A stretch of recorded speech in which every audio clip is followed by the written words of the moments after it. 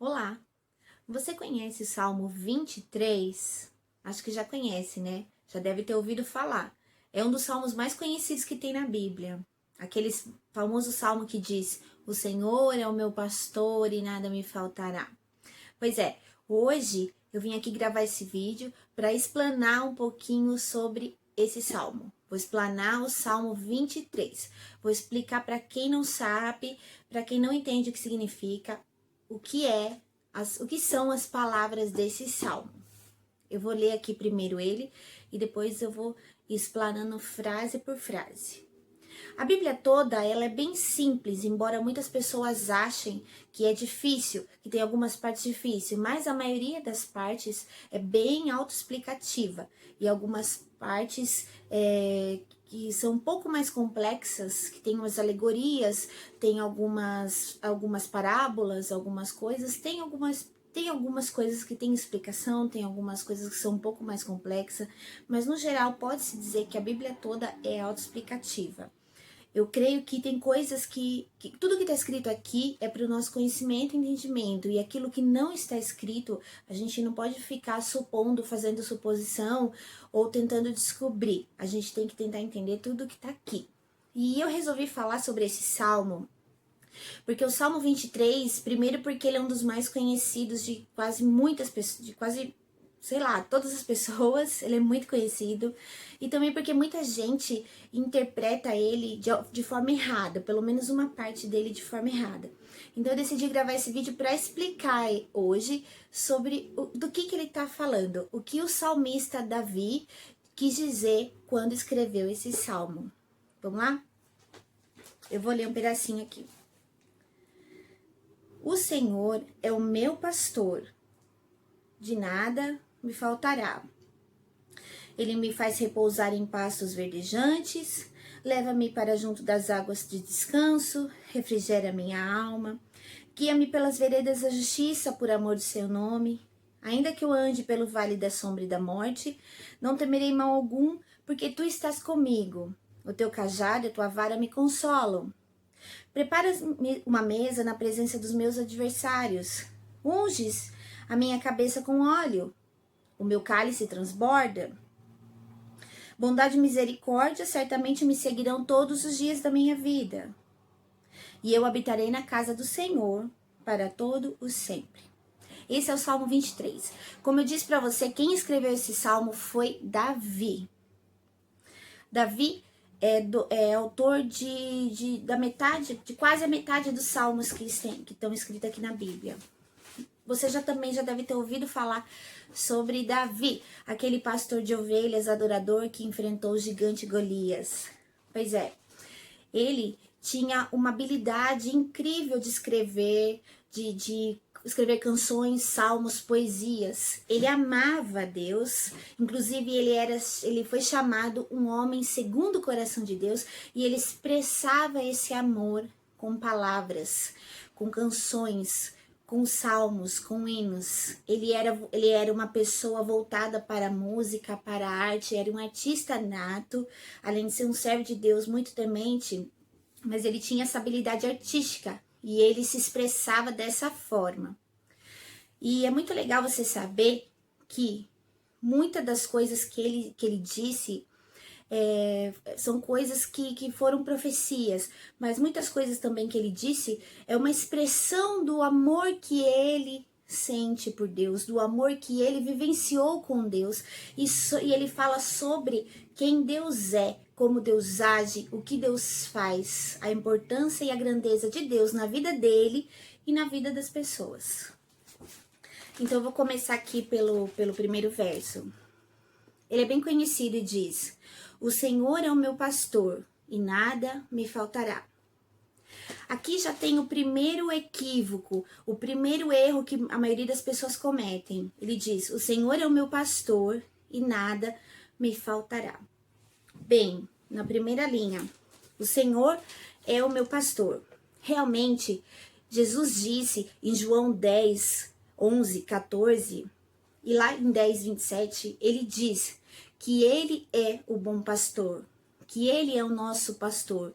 E Jesus disse que o bom pastor é ele e que ele conhece as suas ovelhas e que as suas ovelhas ouvem a sua voz. Aqui Davi estava falando do pastoreado de Deus, que ele é Deus que pastoreia as suas ovelhas, o seu rebanho, que cuida, que direciona, que protege. Jesus é o nosso pastor. Na segunda linha, ele fala de nada me faltará. Pois bem, muita gente interpreta essa segunda parte, nada me faltará, como se a vida com Deus fosse uma maravilha. No sentido, eu vou viver com Deus e nada vai me faltar.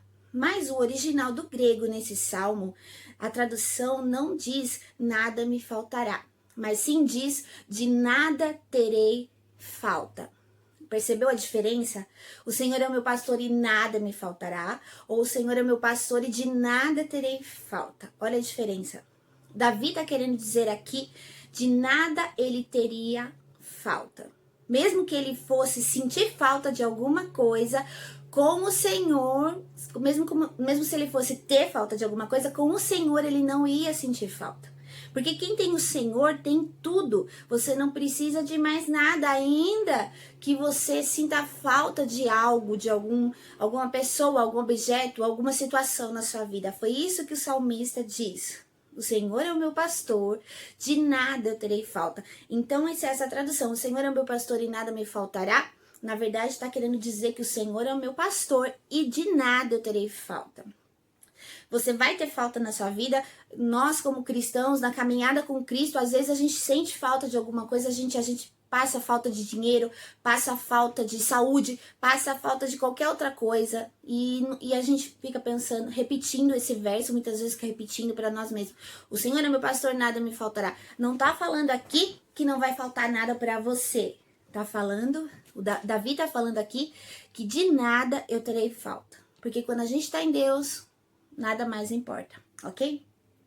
Aí continua. Ele me faz repousar em pastos verdejantes. Ele me faz repousar, descansar. Porque no Senhor a gente descansa em pastos verdejantes. As ovelhas, o rebanho necessita de pastos verdejantes para pastar, para se crescer, para se estabelecer. No Senhor, o Senhor traz esse descanso para a gente. E pastos verdes, ele oferece coisa boa, abundante na sua presença. Não significa necessariamente coisas físicas, materiais, mas a presença do Senhor, ela é como pastos verdejantes que nós descansamos, estamos satisfeitos e ali temos tudo. Refrigera-me a alma. Refrigera-me a alma. Uma vez eu vi uma pessoa citar uma coisa muito legal. A geladeira, o refrigerador, eu não lembro quem foi agora, mas ele disse assim, o refrigerador tem o papel de refrigerar as coisas, ou seja, deixar na temperatura ideal para que as coisas não estraguem. E aqui o salmista dizendo, refrigera-me a alma. É isso que o Senhor faz com a gente, ele traz pra gente um refrigério, ele deixa as coisas, o nosso coração, a nossa situação num ponto que não estrague, num ponto que dê certo para que o propósito de Deus se cumpra na nossa vida. Seguindo aqui, ele guia-me pelas veredas da justiça. A justiça na nossa vida é Jesus. A Bíblia é bem clara e fala que Jesus é a nossa justiça. Por amor do seu nome, ou seja, o amor que Deus tem por nós, é isso que nos move a Ele. É o amor de Deus, é a graça dele, a glória dele. Ainda que eu ande pelo vale da sombra e da morte, ainda que eu ande pelo vale da sombra da morte, não temerei mal algum. Vale da sombra da morte, ou seja, não morre, tá na sombra da morte, eu não temerei. Não significa que um servo de Deus não vai morrer, como eu falei no outro vídeo. Não significa que quem segue a Deus vai viver uma vida plena, não vai morrer, ou vai morrer um dia bem velhinho dormindo, não. Mas significa que ainda que eu estiver lá no ápice da pior coisa que pode acontecer com a gente aqui na Terra, é chegar na sombra ali da morte, não vou temer. Na pior situação possível, eu não vou temer. Eu não temerei, porque tu estás comigo. Porque Deus está conosco. É muito claro isso. A tua vara e o teu cajado me consolam. Todo pastor de ovelhas tinha e tem, quem pastoreia ovelha, tem um cajado, um pedaço de madeira que era tipo uma bengala, um cajado, uma vara. O cajado levava as abelhas, conduzia. A vara quer dizer conserto, quer dizer trazer a ovelha para o centro do rebanho. A vara, muitas das vezes, o Senhor nos castiga, cuida de nós, fala com a gente, age de alguma forma assim que a gente pense, uau, né? Tá difícil, mas o Senhor tá nos ensinando. O pastor de ovelha é quando alguma ovelha vai saindo do meio do rebanho, quando alguma ovelha vai se desviando, quando alguma ovelha faz alguma coisa que não é para fazer, vai por um caminho que não é. O pastor de ovelhas, ele pega o cajado e traz e puxa a ovelha de volta.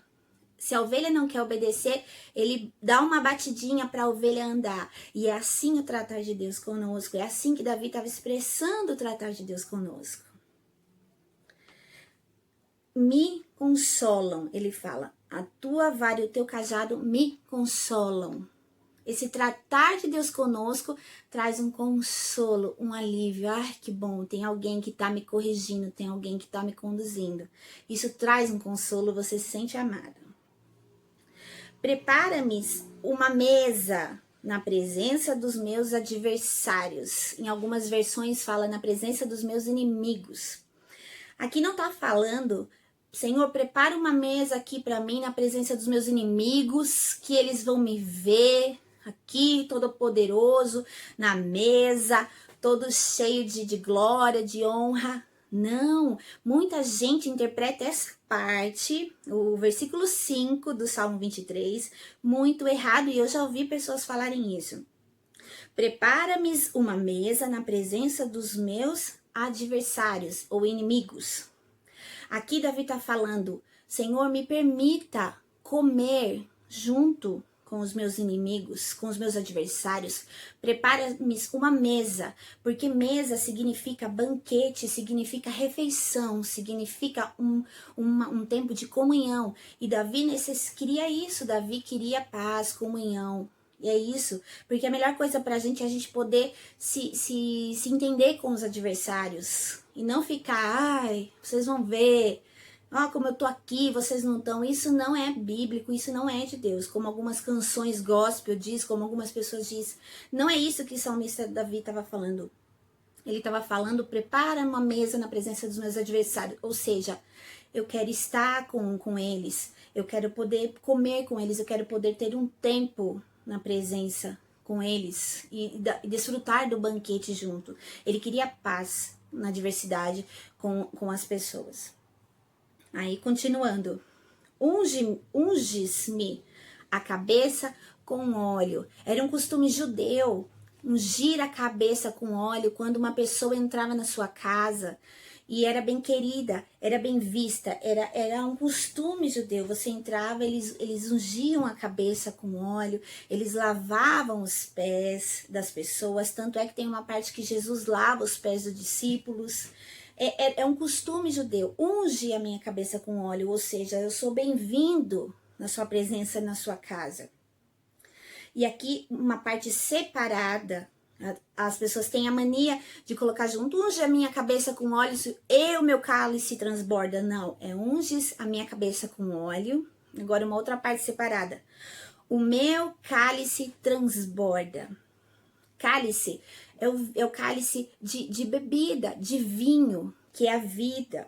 Vinho, ele enche. O cálice significa alegria, vinho, ele transbordado, ele significa vida, ele tá transbordando, ele significa alegria. O meu cálice transborda, eu estou completo.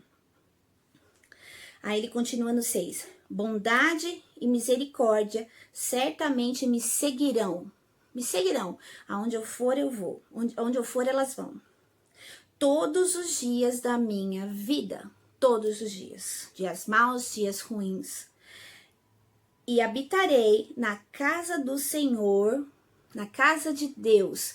O desejo de cultuar a Deus. O desejo de estar com o Senhor. Não é necessariamente uma igreja, porque naquela época ainda não tinha igreja de templos, tinham tendas, tinham locais de adoração.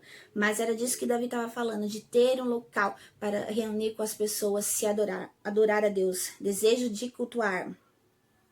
Habitarei na casa do Senhor para todo o sempre, para todo o sempre. É isso que quer dizer o Salmo 23. O Salmo 23 é um salmo muito conhecido, muitas pessoas usam para, como eu disse, para falar as coisas para Deus, para falar, usar como oração. Muitas pessoas repetem as palavras dele como um bordão, como uma oração. E muitas pessoas interpretam ele de uma forma errada, mas ele é bem claro. Como eu li aqui, eu não falei nada do que não é aqui. Tudo que eu falei é baseado em princípios bíblicos, e é isso que o Salmo significa. Como eu te disse no começo, toda a Bíblia, ela é autoexplicativa, ela tem coisas assim que é muito clara, nós temos que sentar, ler, analisar, pedir auxílio do Espírito Santo e ele vai falando conosco, ele vai nos ensinando. Mas é isso que eu queria deixar aqui para vocês, eu espero que tenha ajudado você de alguma forma, você que está vendo esse vídeo, tenha te ajudado e te abençoado. É isso aí, obrigada por assistir esse vídeo e tchau, tchau, Deus abençoe.